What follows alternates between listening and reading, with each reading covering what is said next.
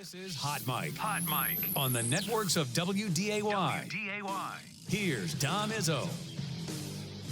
Welcome back, everybody. Hour 2 on this Monday morning. Ready to rock and roll. Luke Rustad, Fargo Post 2 head coach, going to join us from North Carolina about a half hour after the disappointing end of the Post 2 season without even getting a chance to play. We'll get into that coming up in about a half hour's time. Super pumped to welcome back our next guest for his 4th year of joining us on Mondays. He will do this throughout the FCS football season, and we're really excited to have him back from Hero Sports, the pride of Breckenridge, next to my wife. I have to make sure I get that clarification out there. Sam Herder joins us on this Monday from Hero Sports, BetMGM, who covers all of FCS football, has his podcast back with Mac. Did I see that with B-Mac? You guys are back. Is that accurate? Yeah, so I'll be Brian joined me last week, I think, for our podcast. He'll be popping on every now and then, but Zach McKinnell of FCS Football Central is going to be my co-host. So. Awesome. Well, it's great to have you back. Happy New Year! And I did the podcast solo last football season, which me talking to myself for an hour, and that was a struggle. So I got a co-host this upcoming year. I will tell you, someone who talks to himself all the time, it's not easy. It's not an easy thing to do. But excited to have that back, and we're ready to rock and roll with 2024. We already know the preseason teams, which we'll get to, but is there a overarching theme, a couple stories, big picture wise, you're looking at for this season? I think the top storyline, kind of you just go to the defending champs in South Dakota State. Can they three-peat? Are they I don't think they're a dynasty just yet. I think you have to three-peat to be a dynasty. So I think the big question is, did South Dakota State win those 2 national titles with that core group, or are they building something to where they are the North Dakota State of old, where it doesn't matter what senior class they lose, they reload and keep on winning? So I think that's the top storyline. I think overarching storyline is just who kind of breaks into that top group. We talk a lot about how every year it's going to be South Dakota State, North Dakota State, Montana State.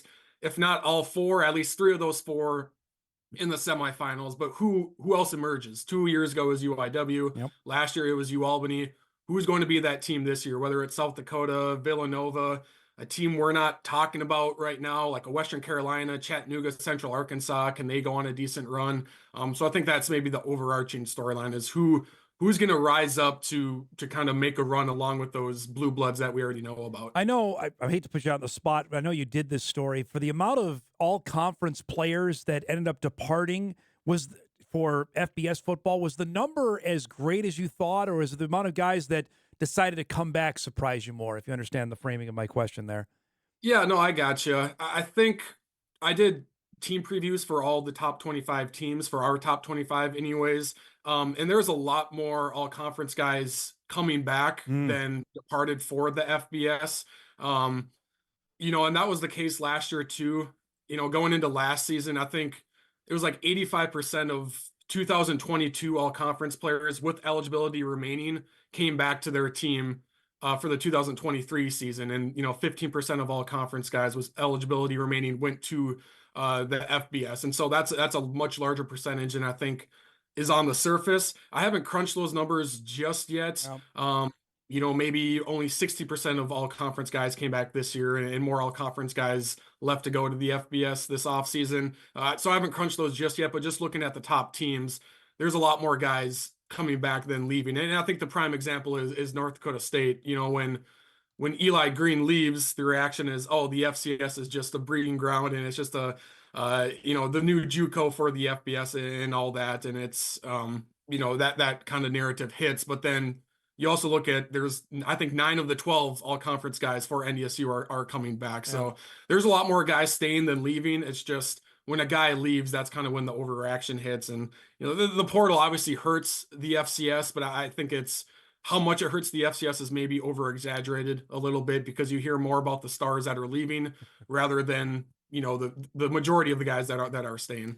I don't know, because it's for us at WDAY and Fargo that the Bison are playing an FBS team, but it seems to me there's more interesting FCS, FBS games this year. Is that accurate, or am I too close to it? No, I think that's probably accurate. You know, there's the storyline of, are these games going to go away? Yes. But you look year to year, more of these games are happening. There's, in 2018, I think there was like 96 FCS versus FBS games. This year, there's more than 120. Now these get scheduled out way in advance, and Yep. so when we're in 2029, how many of these games are going to happen? I don't know, but the number of these games are going up. But there are some intriguing storylines. Whenever you have the top FCS teams playing FBS opponents, that always adds intrigue. Montana doesn't play an FBS opponent. Frankly, they don't need to because they get so much at the gate for home games. But Montana State is playing an FBS opponent, a very winnable one. Yeah. North Dakota State, South Dakota State are obviously playing FBS opponents as well. So I think that does add to the intrigue. And last year was certainly a down year for the number of FCS over FBS wins. Some of that maybe has to do with the transfer portal. I think a lot of it has to do with just the matchups, at hand, if there's a lot of winnable games. And it seems like this year, there could be 6, 7, 8 winnable games for FCS over FBS teams. Just talking off the top here, Sam, we did this, we made this graphic back in May, and now we're here. Obviously, you have the Bison game with Colorado. It comes right off the hop, which I'll get to in a minute. South Dakota State plays Oklahoma State. They got a chance to go for a 30th consecutive win. You've got, Northern Iowa's going to have a tough time, but they're going to play Nebraska. I guess South Dakota's playing Wisconsin. When you have those kind of teams that are playing those kind of, and the Big Ten is not sworn it off, but they're doing it a heck of a lot less. When you're playing those kind of schools, that grabs eyeballs that maybe aren't necessarily going to watch those particular games. Yep, exactly. So it always helps to have your brand FCS programs, I guess, playing these FBS opponents. But it's interesting too that when you go through the list of every FCS over FBS win, usually it's teams you don't want to expect, like a Holy Cross or like a Fordham, getting FBS wins, but that they're also beating up on MAC opponents. So a lot of these FCS over FBS wins are group of 5 wins. Every now and then you'll get a Power 5 win, like Sac State beat Stanford last year. But I think casual college football fans will be drawn, when you have brand FCS names playing, FBS opponents. It just adds a little bit more intrigue to it. I was looking at your story you did about FCS teams who play the most ranked opponents. Portland State, thoughts and prayers to the Vikings this year. They play 8 ranked teams, 8. Most of them in their league, but they play Chattanooga, they play USD in the non-conference, and both of those are 2 top 10 teams. That might be a long year for Portland State this year. Yeah, and not to mention they also play 2 FBS opponents. So 10 of their 12 games are going to be brutal. And then the other 2 is like Idaho State and another unranked Big Sky team. So it's a brutal schedule. I know they really like their quarterback at Portland State, Dante Sachere. He's a really athletic guy, but yeah, that's a brutal schedule. I'm really, that Chattanooga non-conference game is actually really under the radar because you ask SoCon fans and they think that the top SoCon teams are just as good as the top Big Sky teams. You ask Big Sky followers and they're convinced that the 7th best team in the Big Sky can beat the 2nd best team in the SoCon. Well, here you go. You got Portland State, who is perennially middle of the pack. You have Chattanooga, who's the favorite this year in the SoCon. So it's a good gauge for both sides to see where they're at, I guess. I know you went to SoCon Media Days. Give me your thoughts and impressions for that league this year. The Bison are going to see a team at the bottom, likely in East Tennessee State in 2024. Yeah, I think the SoCon is on the rise now. I think they have a fair argument to be that number 3 conference in the FCS. Okay. Them versus the CAA, I think, is a very fair argument. I think you can make a good argument that it's the SoCon ahead of the CAA. I also think you can make a good argument that the CAA is still the 3rd best conference, a little bit ahead of the SoCon. The CAA is just hard because I think they have good depth of fine, good teams, but they also have 93 teams. Yeah, there's some 10 teams through at the bottom. 16 that are just I don't know. Correct. But the vibe I got out of the SoCon was, talking to ADs, commissioners, associate commissioners, coaches. None of them think that, oh yeah, we are a top 2 conference. We are at the same level of the Big Sky and the Valley. But what they were saying is we're not as far away as maybe some people think. There's not a distant gap between us and those 2 teams. There is a gap, but there's not a distant gap. We just need to prove it on the field. And they pointed to a number of games where, in the playoffs where maybe Big Sky teams got the benefit of the doubt in seeding, and so SoCon teams had to go there in the playoffs. And if you flip that, the result would have been reversed. Furman, Montana is a prime example where Furman was looking great. They had a bad loss to, I think, Wofford, and then they yes. without their starting quarterback and running back, and then they really dipped back in the seeding. And so that was kind of the narrative and the vibe I got out of there, is that they're not as far away as maybe some people think from the top two conferences. That's my pushback on that. Don't lose to Wofford then. I know who they didn't have, but don't lose that, and then we can have a discussion on that. Off of that, is there a team or teams that, to your point, that are off our radar now that say, okay, come maybe October 1 or maybe even Halloween, they're going to have our full attention? Anybody come to mind?